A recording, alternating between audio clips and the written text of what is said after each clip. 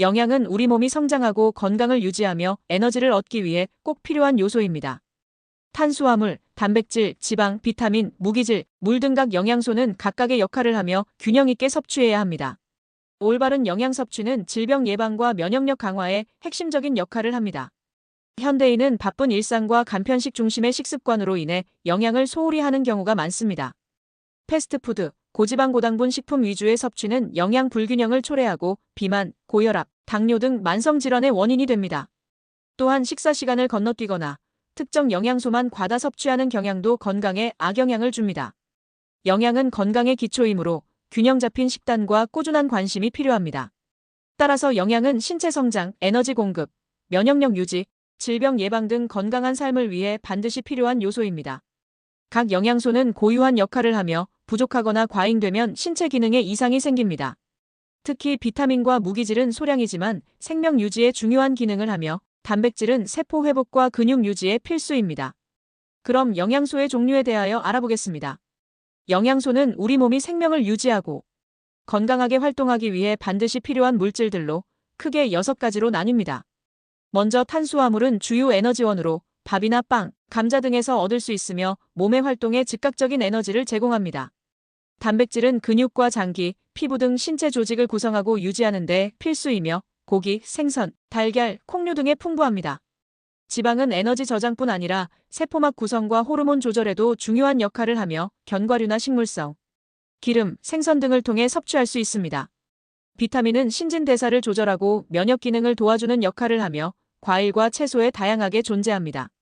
무기질은 뼈와 치아 형성, 체내 기능 조절에 필요하며 칼슘, 철, 마그네슘 등 다양한 종류가 있습니다. 마지막으로 물은 체내 모든 대사 작용에 관여하며 체온 조절, 노폐물 배출, 영양소 운반 등 없어서는 안 될 필수 성분입니다. 이러한 영양소들은 각각의 기능을 가지면서도 서로 유기적으로 작용하여 우리의 건강을 유지합니다. 영양소가 부족하면 신체 기능에 이상이 생기며 다양한 질병이 발생할 수 있습니다. 예를 들어 비타민 A 부족은 야맹증과 시력 저하를 유발하고 비타민 C 부족은 잇몸 출혈과 상처 치유 지연을 초래하는 괴혈병으로 이어질 수 있습니다. 단백질이 부족하면 근육 감소와 면역력 저하가 나타나며 철분 결핍은 빈혈로 인해 피로와 어지럼증을 유발합니다. 칼슘이 부족하면 뼈가 약해져 골다공증 위험이 높아지고 비타민 D 결핍은 구루병이나 고련화증의 원인이 됩니다. 이처럼 영양소 결핍은 일상생활에 큰 영향을 미치므로 균형 잡힌 섭취가 중요합니다. 다음은 몸의 컨디션이 좋지 않을 때 그것이 영양 부족 때문인지 병이나 다른 원인 때문인지 구별하기 위한 방법입니다. 이를 판단하기 위해선 스스로의 상태를 꼼꼼히 관찰하고 생활 습관을 되짚어보는 것이 중요합니다. 먼저 최근 식생활을 떠올려보세요. 불규칙한 식사, 잦은 패스트푸드 섭취, 채소나 단백질 부족이 있었다면 영양 결핍의 가능성이 큽니다. 특히 만성 피로, 집중력 저하, 피부 트러블, 입안 염증, 잇몸 출혈, 쉽게 멍이 드는 증상 등은 비타민이나 미네랄 부족과 관련이 있을 수 있습니다. 반면 열, 통증, 지속적인 체중 변화, 소화기 이상, 불면증, 어지럼증, 갑작스러운 무기력감처럼 특정한 부위나 장기 이상이 동반되는 경우에는 질병의 징후일 가능성이 높습니다. 또한 충분히 쉬고 잘 먹었음에도 회복이 더디다면 단순한 영양 문제가 아닐 수 있습니다. 이럴 땐 병원 검진이 필요합니다. 간단한 자가진단 방법으로는 다음이 있습니다. 최근 식사 내용 점검 주 3회 이상 한 끼를 거르거나 편의점 음식에 의존했는가? 피로 회복 속도 잠을 자도 피로가 계속되는가? 특정 증상의 반복 기반이 자주 헐거나 머리카락이 쉽게 빠지지는 않는가? 심리 상태 불안감, 우울, 감정 기복이 영양 결핍 특히 비군, 오메가3과 연결될 수 있으며 식욕 상태 식욕이 비정상적으로 줄거나 증가했는가? 결론적으로 평소 식습관과 함께 신체 변화의 양상을 비교해보는 것이 중요하며 이상 증상이 일주일 이상 지속되거나 생활에 지장이 크다면 전문 진단을 받는 것이 가장 안전한 방법입니다. 그럼 영양소를 어떻게 하면 균형 있게 섭취할 수 있을까요? 영양소를 잘 섭취하기 위해서는 단순히 많이 먹는 것이 아니라 균형 잡힌 식사를 꾸준히 실천하는 것이 중요합니다. 먼저 다양한 식품군을 골고루 섭취하는 것이 기본입니다. 곡류, 채소, 과일, 육류, 생선, 달걀, 콩류, 유제품, 견과류 등 다양한 식품을 조화롭게 구성하면 각 영양소를 빠짐없이 공급받을 수 있습니다. 특히 채소와 과일은 색깔별로 다양하게 섭취하는 것이 좋습니다. 또한 가공식품보다는 자연식 위주의 식사를 지향해야 합니다. 통곡물, 신선한 채소, 과일, 생선, 두부 등 가공되지 않은 식품에는 영양소가 풍부하게 함유되어 있으며 불필요한 나트륨이나 첨가물이 적습니다. 식사는 하루 3끼 규칙적으로 하고 가능한 한 일정한 시간에 먹는 습관을 들이면 대사 조절에도 도움이 됩니다.